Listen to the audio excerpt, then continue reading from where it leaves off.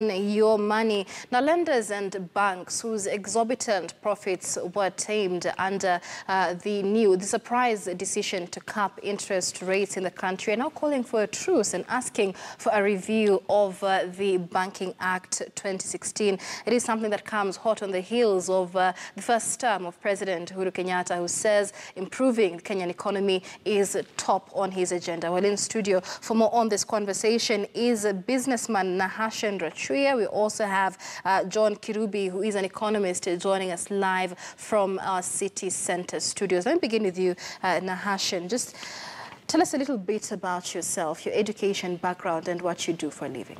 Okay, I'm Nahashan, and I own at Gikomba. I do own Mutumba. I'm a graduate from Laikipia University. I graduated on 2014. And from that time, I've been looking for a job. Right. And for those 3 years, I've not secured one, of which I got a job. I was employed in one of the hospital, big hospital here. But the job I got was for cleaning. And as a graduate and you are cleaning, there's that motivation, and you feel like this is not where you fit. All right. You have a degree? I have a degree in education. So I've been to many interviews here and there, but then to secure a job, that's the problem. The big issue is about experience. Every job you go, they want to know you have experience, the time you have been there. But due to that, they don't give that opportunity, that platform, so that you can gain that experience, irrespective of the salary they are giving. Even without looking at how much you are being paid, you are not being given that platform so that you can be able to prove yourself. So I decided now, because of hustling here and there, so after graduation 2014, I stayed for around 3 months without a job. So I could not stay at Ushago at home. I was forced to come to Nairobi to one of my cousins. So I stayed there, and still he was also a hustler. So we decided that we can open a car wash somewhere near Kariobangi, and that's what we did. But due to we did not have the license to operate at the right, so there started disturbance from the city council and the right. So that still was a challenge. So I decided now I need to look for another job. But this now it's not official. So I approached one of my friends, and I told him, please give me a job. He owns a wholesale shop. He sells phones. So he made me one of the manager at Ebu. So I had to travel now from Nairobi to shift to Ebu. So I went to Ebu, and I started doing the job. But then after 3 months, I got another job from Hipora Business Solution. So I went there for an interview, and we were interviewed. But that time, I was almost to my graduation. So the time I was supposed to report the work, they told me to report the work. That was the time that I was going for my graduation. So I lost that job. So still I stayed for another 6 months, allowed 6 months without a job, and still I'm in Nairobi. So there's a guy who is my friend. He's a carpenter somewhere in the Kariobangi, so I could go there, hang around. I could get my 150, and because I was not paying rent, I was staying in my friend's house. It was manageable. I could get something to eat at the right. So from there, I got a job to one of the hospital, but the job that I was got was for cleaning. For cleaning, right. So for housekeeping, that is. So I worked for 2 years, but he told me, the guy who connected me there, told me that come, you hang around here, do the clinic job, but with the time, I will see what we can do. So I stayed there for around almost 2 years, because I quitted there from April. All right, so why did you quit? So I was shifted from cleaning. I was taken to another department called cardiac, and I was working for long hours. So I could report to work at 6, I go home at around 8. And I decided then there was no adjustment of the salary. So the salary was very low. So I decided now, even if I stay here, I'm struggling like a hustle out there. So it's like there's no different. So still I need to quit. So I quit, and still I went ahead. I'm still in Nairobi. That time I was now staying in my own house. I need to pay rent now. It's my house now. I'm not staying with my friend. So I realized now I need to figure out what I need to do. By that time, I quitted on April this year. So from that time to around September, I did not have a job. So I was going to Shago. I could manage to get for the rent. You know, it's a one-bedroom. It's a single house. So it was alleging around 3,500. So I could manage here and there. But I one day decided now I will not stay in the house anymore. Right. So you now want to start a business I now and need to employ yourself. I'd employ myself. All right, talk so to us about that. I went to Gekoba. There's a friend of mine called Paul. I went there, that when Gekoba banned. By that time, I went to City Hall. I went to see Sonko, our governor in Nairobi. Right. So I went there, and I wanted to be employed in the Sonko rescue team. By that time, he was employing people for garbage collection. So I decided, instead of staying home, let me go there. I went there in the City Hall. I was outside. Now I asked myself, where do I start? I have not applied for this job. To book for appointment for the governor is a problem. So I decided now I need to go home. By that time, Gekoba burnt the same day. So I decided, let me go and hang around at Gekoba to my friend. I see how the damage was. So I went there and I met him. He usually ironed there.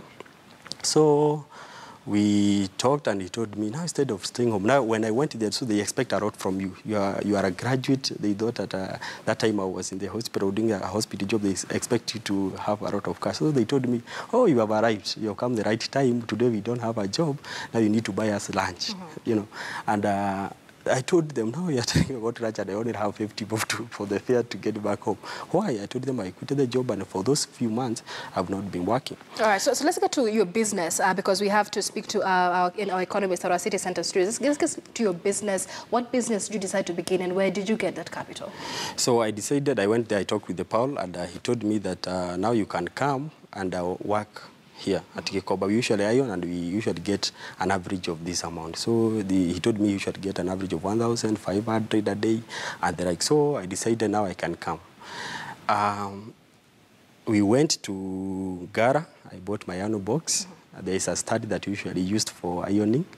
I also bought that stud. And then I started working. So I went there. We usually rent a day. We usually pay 300. That is for the electricity, 200, and now for the space, 100. So how much capital total did you need to start? So I started with 3,500. I did was not it have readily available for you then? That time I did not have that money, so I had to call a friend of mine. I told him, you know what, I have gotten a place where I can start something, a job, but that don't need that much. So he invested me 4,000. That time I told him I need 4,000 because I don't know how the iron box will go. That is for the second hand. So I went there, I bought for the second hand iron, and then I went home. The following day I reported. And then I started working. All right, so let's stop there. We'll come back to how your business is faring. Let's speak to John Kirubi, who is an economist now joining us from our city center studios. If you've been listening to Nahashan's story, Mr. Kirubi, he is a graduate from the Laikipia University with a bachelor's degree in education. What does this mean about the fate of graduates in the country in terms of job creation and employment? Thank you very much, Michelle. First of all, as a correction, my name is John Kiremi. Yeah, and my yes, we apologize for that. Go ahead. Finance and accounting. That story that we are hearing is really typical of very many other stories that we have around the country. And it means really that as a country, we have a lot of work to do to get our youth working, because the country here in Kenya is a very young country. A lot of people are youngsters, and unless we get them busy, we'll have a problem. Right, but Mr. Karimi, it is almost impossible to keep all our graduates busy by employing them, and that's why there has been a lot of entrepreneurship and personal job creation being championed in the country. But the downfall to that is that most of these graduates do not have, enough security to get capital from lending institutions like banks, especially in the wake of the cap on interest rates in the country. Do you think this is something that needs a review as banks are now asking for? all along I've always thought that the capping of interest rates was the wrong thing to do, because capping of interest rates is effectively like placing in a price control. And for those who are old enough, they know the times when we had price controls, interest rate controls, and exchange controls, the economy was not moving forward that well. Mm-hmm. So quite apart from the interest rates rise, we also need to do what we can do on this youth, particularly the Youth and Gender Ministry, which has been allocated money to help the youth start up some businesses. That is the area that we need to emphasize on, in addition to letting the money market work freely without interest rate caps or any other type of caps. Mm-hmm. And with that being said, there's been a lot of promises made to graduates and young people in the country, especially with the swearing in of President Uhuru Kenyatta. The Jubilee government has promised about 1.6 million new jobs. It has also made several promises, or are in talks of having about a 1-year payable internship after graduating for some of the graduates in the country. But is this sustainable to do as a country? Well, it depends very much on whether there is enough money to keep it going and sustaining it. And also, if there is not enough money, whether the money is going to be utilized properly for the purposes. As you have seen, there have been a lot of promises to various categories of people in the form of affirmative action to sort of get them started. But many times that money doesn't get to the hands of the ultimate beneficiary. So while the idea is good, while whatever is planned is good, implementation is going to be crucial. All right, many thanks. That is economist John Karimi. He is live with us from our city center studios. And in the studio, we have Nahashan Rachuya, who is a businessman. We'll be coming back with these two gentlemen as we speak more about the economy and what is in store for graduates in the country in Uhuru Kenyatta's second term. This is Your Money on Morning Express. Take a short commercial break. Stay with us. Still more to come.